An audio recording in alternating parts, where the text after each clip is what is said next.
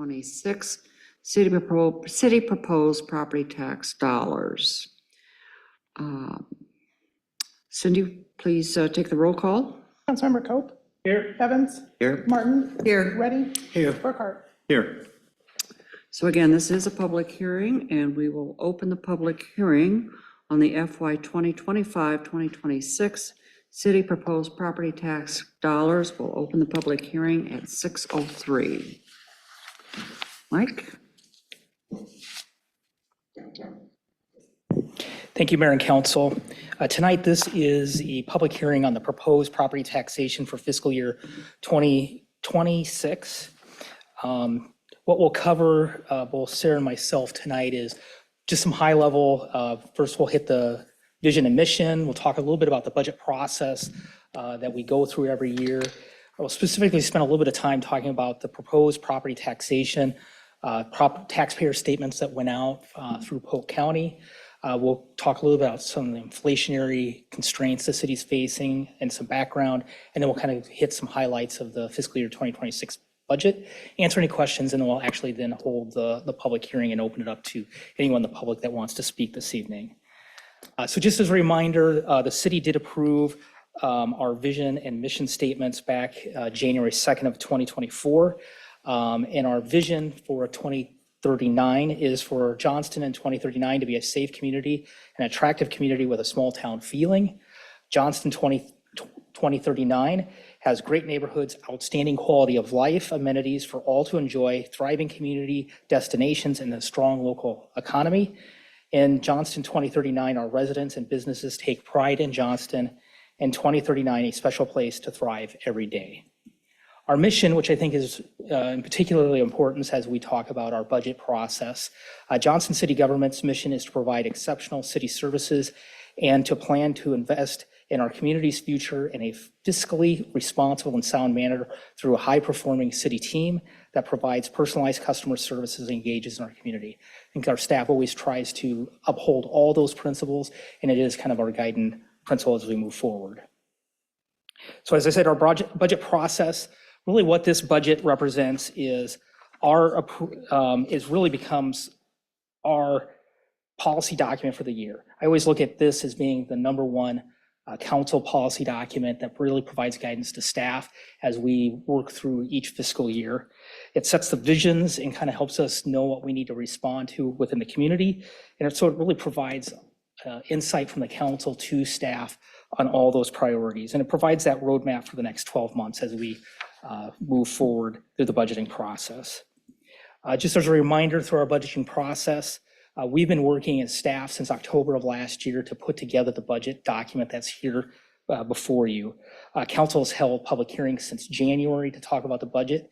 And tonight's property taxation public hearing is the first public hearing really related to our fiscal year 25-26 budget. Now, I would note that tonight also the school district is holding theirs at the same time as we are. That was really inadvertent. But I do want to highlight that there'll be a second public hearing on our budget, and that's actually the budget process. That'll be April 21st at 7 p.m. That's another opportunity for the public to come and provide feedback. And I would note the school is holding theirs at 6 p.m., so there won't be a conflict for that second public hearing. So I want to talk a little bit about the proposed property taxation taxpayer statements that went out from Polk County, because I think it really does it's important to know some feedback and information about the statement itself. This was originally proposed in 2023 through House File 718, and it was implemented, and it was amended last year in Senate File 2442. And really, there was a lot of procedural things that changed in that process. Cities, counties, and schools must now hold a separate public hearing for this property taxation public hearing that we're having this evening. And really tonight's hearing is that proposed property taxation public hearing. Additionally, the county auditor by March 15th has to send out property tax statements to all property owners by March 15th, which was done. And this content that's in those notices set by the Iowa legislature in a format that's determined by the Iowa Department of Management. And so that's a format that the counties don't get to pick or the cities get to pick. It's a format that's required by state code. It's also important to note that this is not a tax bill and is really just informational only. The reason that is these are generic notices. They're not property specific, and I'll kind of go through that here as we walk through the statement itself. So this is the front page of the statement, and for all property taxpayers in Johnston, this front side is exactly the same. You'll have the school section first in the middle part, the county is second, and the city is third. The city section, which I have zoomed in here, really has three different sections that I want to highlight. You'll see the type of property, so you have general non-ag and you have non-ag taxpayers kind of in those rows. And then the columns, the first two columns, you have the current property tax and the current tax rate.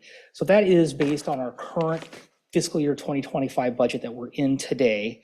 And it really shows, and that begins July 1st of 2024, and shows the current property tax dollars we're collecting and then the current tax rate. So that's what's in place today. That middle column, the effective tax rate, is what our levy would be in fiscal year 2026 next year if we generate the same tax dollars that we levied last year. So if we levied last year $19.9 million because of value increases, and really in this case because of new developments, we have new taxable value. So if we wanted to collect that same $19.9 million, our levy rate for next fiscal year would be 11.04. So it would go down a little bit. What is the budget proposes right now is to collect $20.6 million. It's an increase of a little over 2%. And the proposed property tax rate remains the same at 11.43 cents.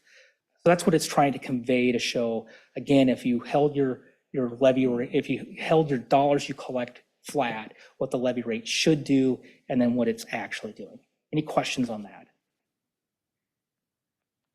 Then in Johnston, there's actually 6 different notices that went out, and I won't belabor this a lot, but it's all about, are you in an urban renewal district or not? So we have 5 urban renewals, so there was 6 unique statements. And the change really happens in the first part of the back of the page.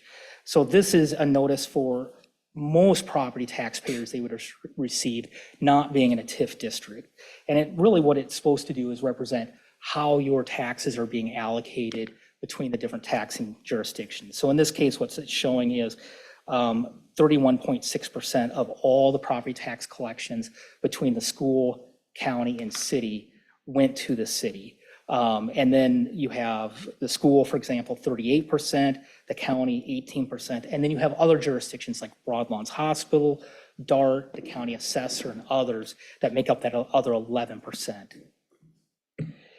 Then you have TIF districts and non-TIF districts, or that was non-TIF district. This is TIF districts.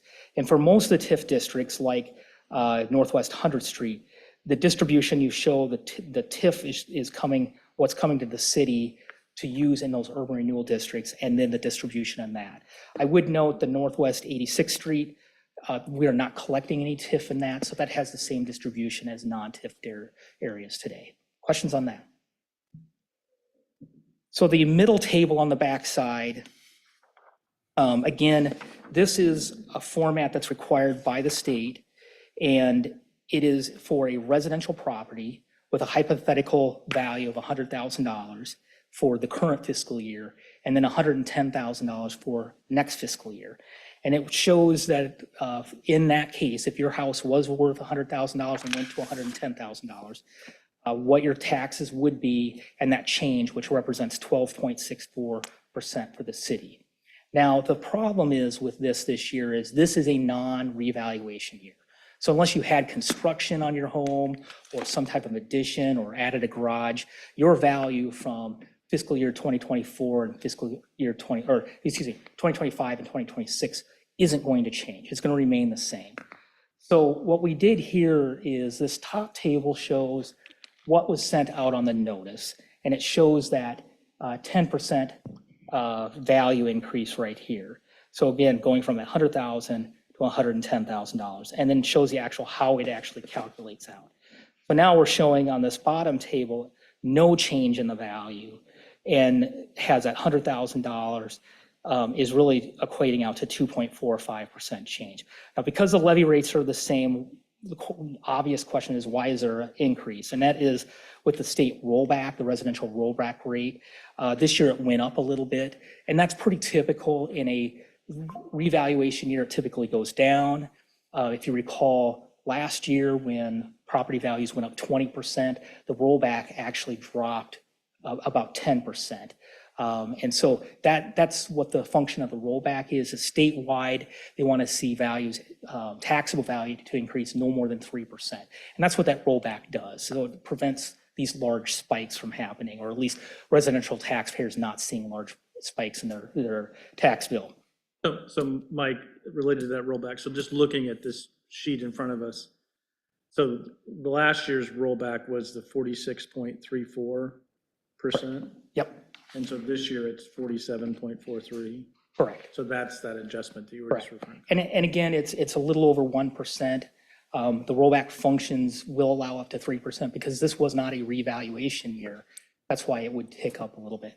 And one thing I would note is Josh is in, well, where is Josh now? Anyhow, if you haven't gotten one of these yet from Josh, he's actually walking right here in the hallway. I would encourage you to ask him for it. He can run it for your property, and this will actually run the calculations. He'll give you a copy of the assessor's website so you can see your assessed values, and then actually run it through a tool, which I'll show here in a moment, that will actually show what your city portion of your tax bill would be as proposed in our current budget. So if Josh is in the hallway after this, he'll certainly happy to print these out for you. And so this is that web tool that we put together. And again, you put your assessed values in, what type of credits you receive, and then you can hit the calculate button, and then it will calculate it. So this example that comes up by default is a $354,500 home. That's the median house value in Johnston. So that's why we selected that. So you can see here, again, there was no value change. It's not a revaluation year. This property owner is seeing a 2.35%, this hypothetical property owner. And then this goes on to actually break out where does your property tax dollars go, kind of by function area of the city. So you can see what our current budget year is, what our proposed budget and the change. And it actually even breaks it down on a monthly basis, how much each one of those areas receives. And then we actually go through the actual calculation so people can see how their property taxes are calculated. Then we have the commercial side. And again, the same thing, the state said, we want a $300,000 commercial property, we'll add 10%, so take it to $330,000. And again, it shows a 14.02% increase. Again, it's not a revaluation year, so most commercial properties are not seeing an increase in their value this year. And so, again, that top table, high level, shows a 14.02%, that's what's on the statement. In reality, for commercial taxpayers, it's a 0.81% increase. Now, one of the reasons why you see a slight increase on the residential side and not the commercial side is commercial has a fixed rollback. Now, part of their rollback, the first $150,000, is calculated at the residential rollback. Everything over $150,000 is calculated at 90% of their value. So they don't get the discount that a residential property receives in that rollback formula. There is additional information, the Department of Management website. This was also included in the tax statements. People can get some information from the Department of Management on how these forms actually work. And so with that, I'm going to turn the presentation for the rest of it over to Finance Director Sarah Swisher. Mayor and Council, as Mike previously indicated, our tax levy is to remain the same as our current year levy at $11.4379. With the change in rollback, this increases the requested dollars by approximately $700,000. Specifically for the general fund, that's an increase of $336,000. The need for additional revenue is a result of everything costing more. In public safety specifically, our calls for service continue to grow. The cost of equipment has also gone up. In 6 years, an upfitted patrol car has increased about $32,000. In 20 years since the last time we purchased a ladder truck, that cost has increased about $1 million. If we were to place an order for that truck today, the one we just purchased in December, the company has indicated that that would cost an additional $600,000 just in that short amount of time. Other areas of significant increases includes wages for existing staff, contractual services, and commodities. For wages specifically, we are obligated under our union agreements to give across-the-board increases for our Parks and Public Works staff of 3%, 4 to 6% depending on step and grade for our police officers, and then 5% for our firefighters. For our non-bargaining employees, we've budgeted across-the-board increase of 2.5% to, which was our Midwest CPI back in September. And then beyond the across-the-board increases, we also have step increases for those employees who have not, for those union employees who have not reached the top of their pay scales. Those rates vary between the unions. And then for our non-bargaining employees, we've budgeted up to 3% for merit increases. And that was about $223,000. For contractual services, those types of costs include legal, our ads and publications, our service or consultant contracts. We've renewed a handful of those types of agreements recently, all of which have come at an increased cost. And then our commodities, which are our expenses that cover mostly the operating supplies of departments. Those have also seen increases over the last year. This would be our building and ground supplies, office and operating supplies, minor equipment, and then not picking on the library specifically, but all of their supplies, the books, the ebooks, the CDs, anything related to their programming all comes out of those commodities lines. And those have increased about $50,000.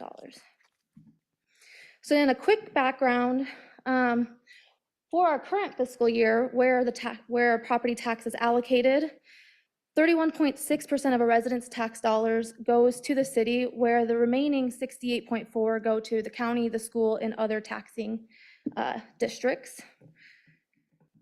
And then we have a 10-year history of our levy rates. And then compared to our metro peers, Johnston's tax levy is right in the middle of the metro rates. And then here's a chart of where the tax dollars are allocated based on the expenditure function. The majority are to public safety, debt service, and then culture and recreation, which includes the library, parks and trails, and rec. This year, we've also included a taxpayer receipt. The one provided is an example on a $100,000 assessed home. This taxpayer would pay $45.21 per month for city services, and it breaks down where exactly those city services, what level of city services those are. And then briefly, we will run through our fiscal 26 overview of the budget. We have projected revenues and expenditures for all of fiscal 26 to nearly break even, with a projected ending balance of $61.1 million. This is including general capital projects, debt service, and our enterprise funds. And then for our general fund specifically, our expenses are projected to be slightly higher than revenues. However, our ended balance is projected to be at $9.1 million. In this budget, we've included 6 new positions: a city clerk, 2 police officers, 2 firefighter paramedics, and 1 maintenance worker in the public works traffic division. And then, since this public hearing is mainly to focus on maximum requested tax dollars, we did not go in depth in a budgetary review, as that will be at our April 21st meeting. This presentation was mostly to touch on just the property taxation levy, and will be in more detail of cost and efficiencies in our April 21st meeting. And I'd be happy to answer any questions. Council have any questions for Sarah? Or for Mike?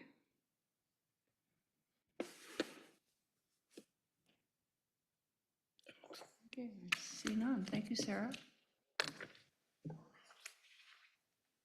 Mike, anything additionally? Okay.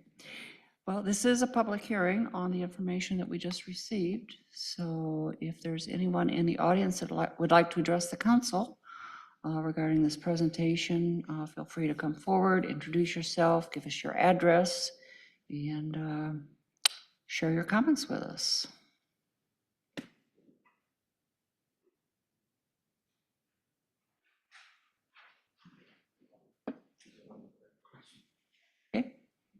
Hi, everyone. I'm Audie Shahich. I live at 9313 Catalina Circle.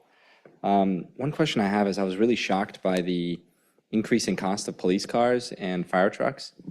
That seems exorbitant in 10 years. So does the city negotiate these things? It strikes me that we would have some leverage to be able to negotiate these prices.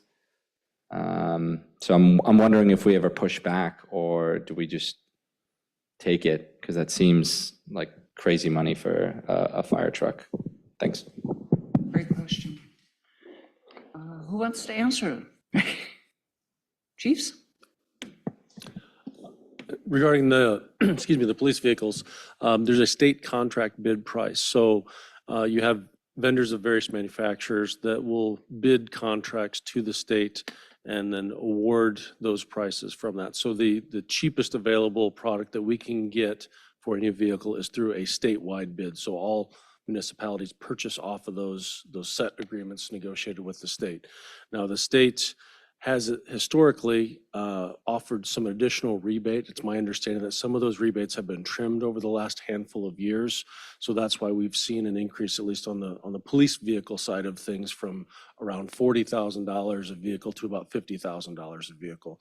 When you look at the total cost of a police vehicle, we're spending rough numbers about $50,000 a year for a vehicle that lasts us about 5 years of constant cycling, 24 hours a day, 7 days a week, for our officers.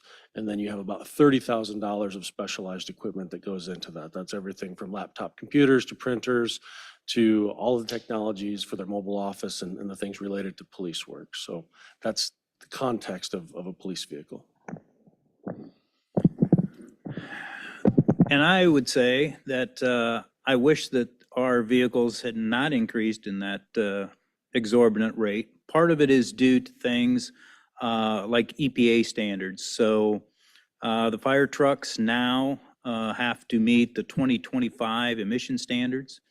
And so that alone caused just the motor to increase between $80,000 and $160,000. Just those changes in technology that's required. And so the ladder truck would take about 4 years to build if we were to order one today. And as Sarah said, that increased cost was about $600,000 more than what we paid. We've been locking in contract prices not to exceed a certain number. So we basically go to the manufacturer, design it, and then lock in a price to not exceed, because they're not sure what they're going to have to pay, in 4 years for all the technology. And so that's been a good thing for us, but it's also very, very expensive. We use a process called Houston Galveston Area Consortium so that we are able to get the best price, and it's kind of a national type system versus state bid. And so that gives us the flexibility to go with the manufacturer that we want, but still be guaranteed that we're getting the best price out there.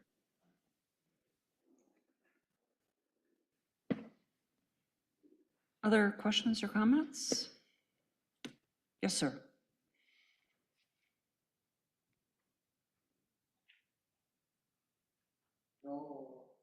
My name's Scott, 6575 Northwest 54th Court. God, I'm sorry, did you say your last name? No, I did not. Scott, Bass, B-A-S-S. Thank you. Looking at the charts here, this lady here said that police and fire were in there with 42% of the city budget goes to police fire. Did I read that right or wrong? I can't remember how many slides back it was. Okay, so yeah, so it goes 42% there. So that listing there is how much of this budget, the taxes will be going to that department. Now you did a franchise fee increase, which was geared towards police and fire also, 4% increase on that. So is that 42% factoring in that franchise fee also? That is, so that's the franchise fee is on top of this figure. 42% of expenses remaining, once all other revenues are. Okay. And then also, yes, that follows up, you had some new positions, a couple police, fire, that will be added on. That's all included, all on that same thing also. Okay, so is the city, well, I know what the answer is, but looking at ways of cutting internal stuff instead of just keep raising, especially this year, your taxes are going up, state rollback, all that, franchise fee, your water fees, everything's going up. And it's just, residents are paying more and more. And for me personally, I don't see more in the way of increase in services or anything. So I was just curious, are they looking at cutting back internally? Which I'm sure the answer would be yes, we're looking at all other things. Brings me to another interesting point, looking through past council from meetings from, this would be, I guess, 04, 05, from like July 1 just up to March, as far as city staff training, conferences, training. I understand people hold licenses, need CEUs to do that. But going through there, I come up with, well, if you exclude like the fire department, they had 45,000 for sending 3 people to paramedic thing. Aside from that, it comes up to about $46,762 just from that time frame, and I may have missed some. And to me, I look at it and it's like Pittsburgh, Pennsylvania, Orlando, Florida, Washington, Denver, Grand Rapids, Blue Springs, Arizona, Texas, Oregon. The closest is Omaha. To me, I wouldn't you agree with me that that's a bad look on the city? With we're raising taxes, we're raising fees, but yet we're sending our employees off to these 3-4 day conferences. I don't know that- I haven't ran across one that's local. And I know some of the people that hold DNR license, they probably go to local things to get their CEUs. But when you see something, like here, a couple of communication people or whatever, Orlando, Florida, $4,900 to send 2 people there. You got another guy in water it's going to go to Washington and Denver. Costs $3,000. That's travel. To me, or Denver or Michigan for snow and ice conference. I would like to really know how many of these people who attend these actually get anything and bring it back and it is applied. Because a lot of what I read, the justifications for these said they'll learn this and that may benefit the city of Johnston. And when you read that, it says may. Maybe it's the such as who puts that in should put will or shall or should instead of may. I think your point is very well taken in terms of we want to make sure that when our city employees are going to these conferences or training sessions, that it in fact is benefiting them as well as our city, so that they're learning something and they're bringing that back and applying it.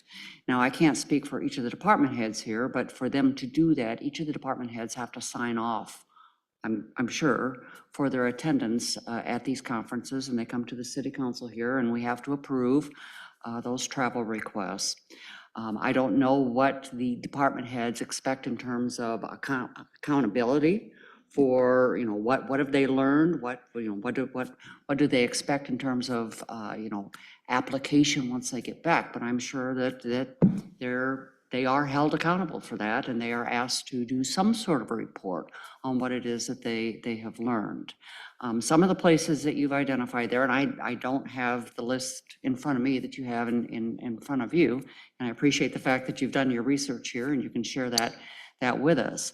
But those aren't extravagant places. Those are places where, the conferences are being set up by conference organizers in those locations. And I'm sure that they are identified as places where it's easy for people to get in and out of fairly easily.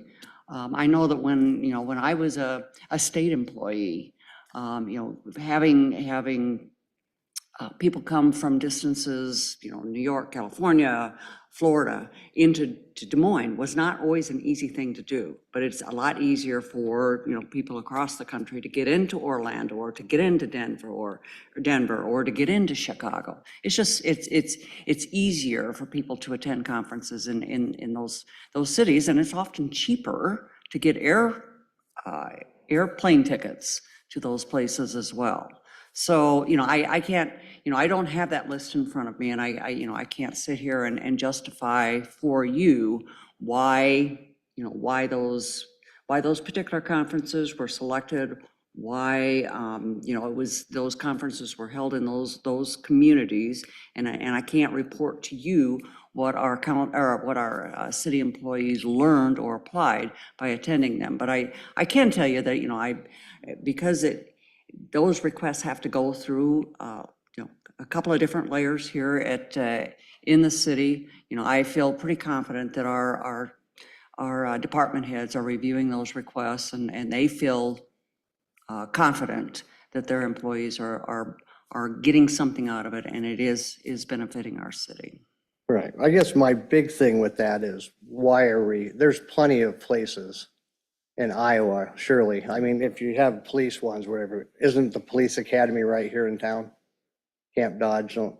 But But there's, Chief, can you respond to that, please?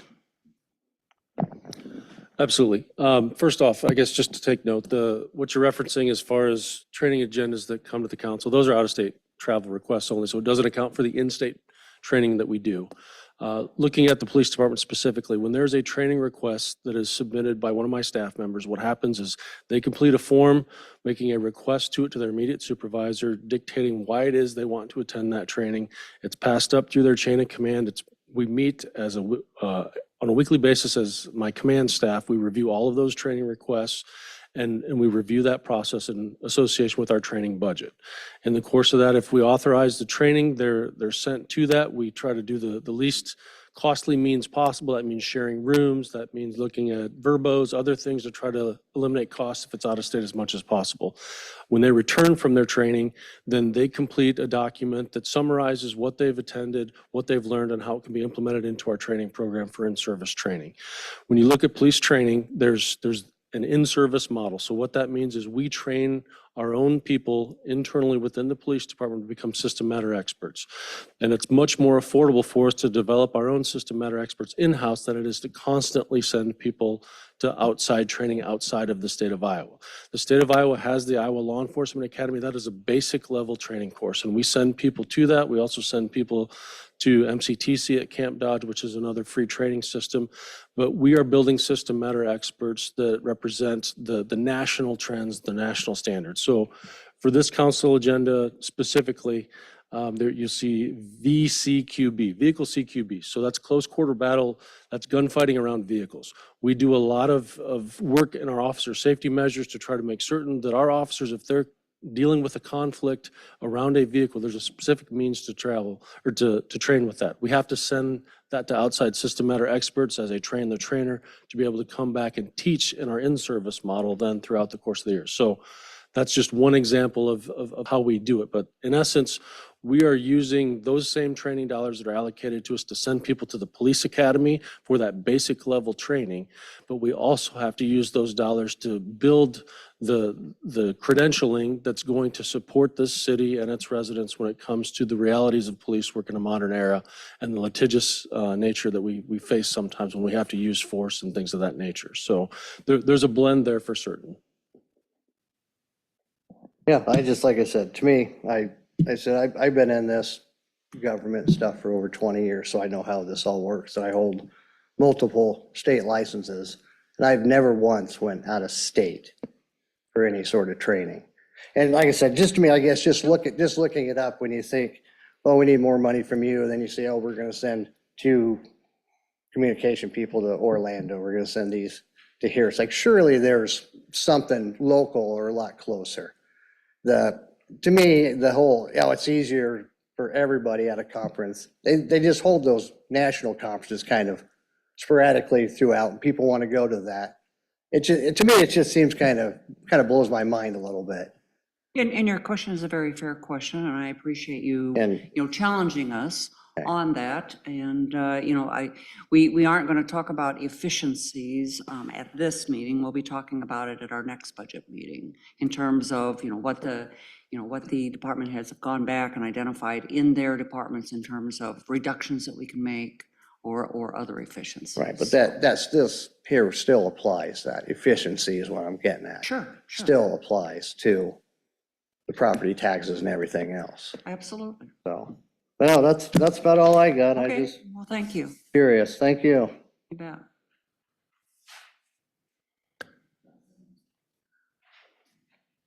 This is still a public hearing on the 25-26 budget. Do we have any other residents that would like to share any comments or questions?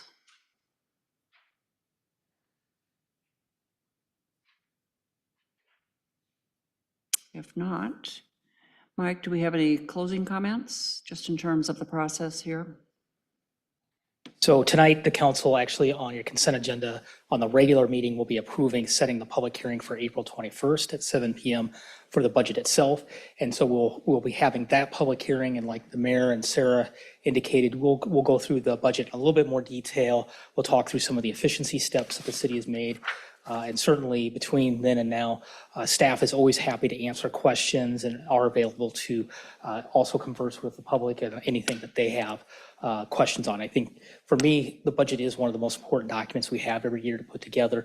So always appreciate the feedback and comments received. So thank you. Well, we would welcome everyone back to our next city council meeting, where we actually have another presentation on the budget, and we'll take final actions. So with that, we will close the public hearing then at 6:38. So I believe now we're required to adjourn and then take a 5-minute break that's what state law requires us to do. I'll be back. I got another meeting going on. 5 minutes, that's all you get. No, 5 minutes. it'll be 7.